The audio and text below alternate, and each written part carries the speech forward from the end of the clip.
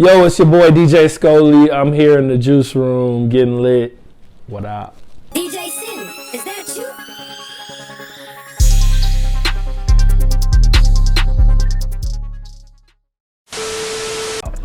First question, who is Skoli? How would you describe it? Who is Skoli? I describe myself as just a young man that's really, a music junkie above all. I really love music and art. I'm also, businessman, entrepreneur. I'm an accountant every once in a while when I feel like doing my day job. And, I'm just a human, trying to live my best life and, do fun things and not, hurt anybody. Just be a good human.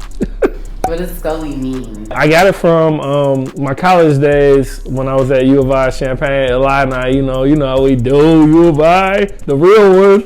But we used to throw these parties even before I DJ, and we would call them Skoli functions because we make all the drinks with Skol vodka, which is horrible. But we used to make these concoctions and throw the little juice in there. We would do our thing, and we call them Skoli nights because the hangovers were horrible, but the stories were always good. And then what took it even further, people started calling me Skoli because I was kind of the person with the music, and I had a class where I learned that Skoli in ancient Roman times meant school. So I'm like, oh, okay, that's cool. And my mom ran the school, and it just kind of tied into like a lot of things. So I just started rolling with it. I was kind of uncomfortable with it at first, but it grew on me, and now I rock with it. Skoli. Yeah. Okay. So how long have you been DJing? How did you get started? So, Simi, I can't speak for all DJs, but how long have I been DJing and when did I get started? That's an interesting question because I feel like a lot of DJs look at yourself and you feel like you really do DJ-esque shit like your whole life. You be like, okay, whether you like record like a mix CD, you just put together a playlist. I know a mix CD kind of old. That's old school. I'm an older guy, so like that was what we used to do back in the day. And I feel like I always kind of knew I wanted to do something with music, but I didn't know exactly what. I always wanted to make beats. So I feel like the first time I actually considered myself DJing was when I was like 22, so that was probably about 10 years ago. So that was the first time I ever got really booked, quote unquote, for a gig. But I feel like, it's something, I always mess around with some equipment, doing little things, giving my aunties mix CDs for the barbecues or whatever, So, yeah. Well, tell us about Kinky Elevator. How would you describe Kinky and just what's the vibe of Kinky Elevator? So Kinky Elevator is a concept I came up when I was working in Vegas. I was like 24, and when I was growing up, like me and my friends used to call things that were unique kinky, like in a joking way. Like say if you came up in here with some real crazy boots on or something, like them boots kinky as fuck, boy. That'd just be our thing. We call things kinky. And that was just, when I was out in Vegas, I was calling everything kinky. And I remember the elevator music at this hotel we were staying at was crazy. And I was always in there Shazamming, even I think Shazam or SoundHound, whatever was the thing. And I remember I was like, man, this elevator music is kinky as fuck. And I was just like, damn, that sounds kind of cool, kinky elevator music.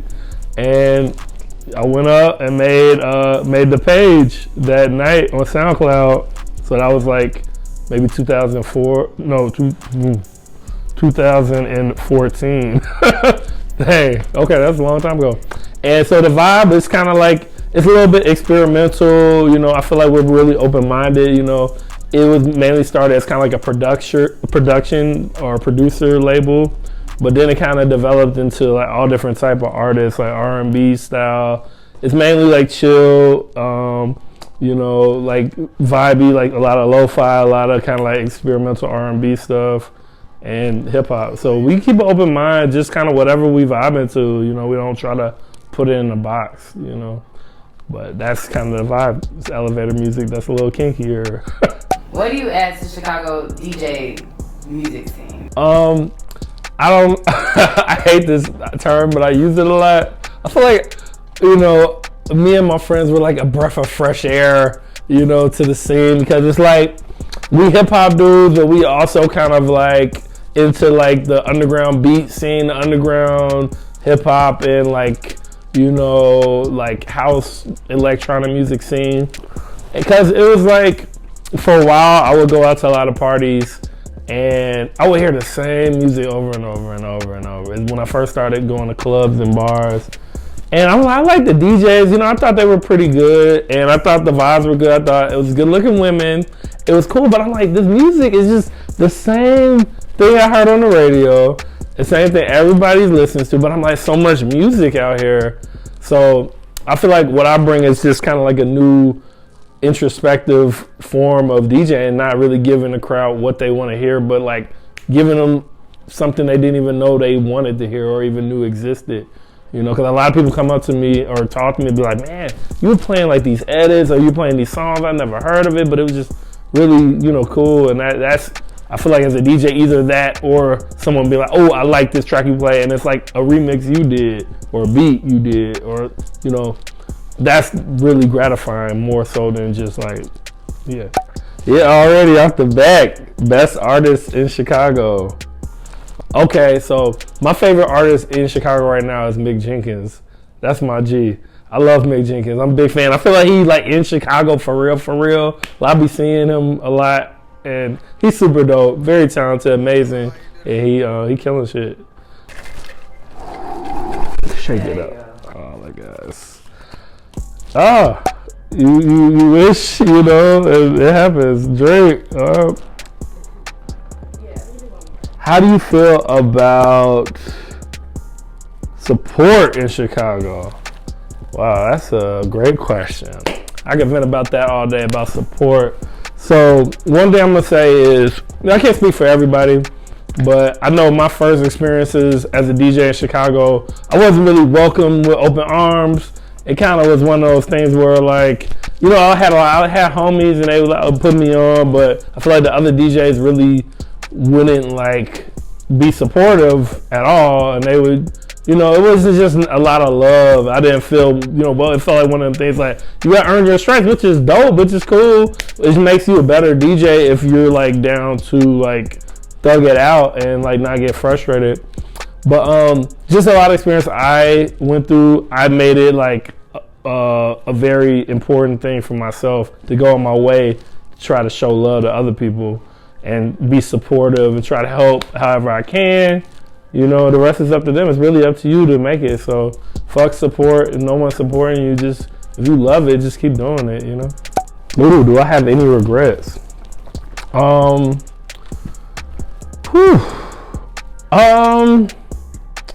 I mean, I feel like the generic answer for that is like no, but I feel like if you look at your life, you always think about things like, man, that situation would have did better. You know, I do have things I regret. There are things that I've been through that I'm like, I wish I had handled that situation better, whether it be relationships. I feel like I could have dealt with them better, whether it be like preparation for different things. But overall, I feel like all those things are learning experiences, and you know, they make you better. You know, you know, you can't really fret on things, let them linger and affect you in your mental and personal life.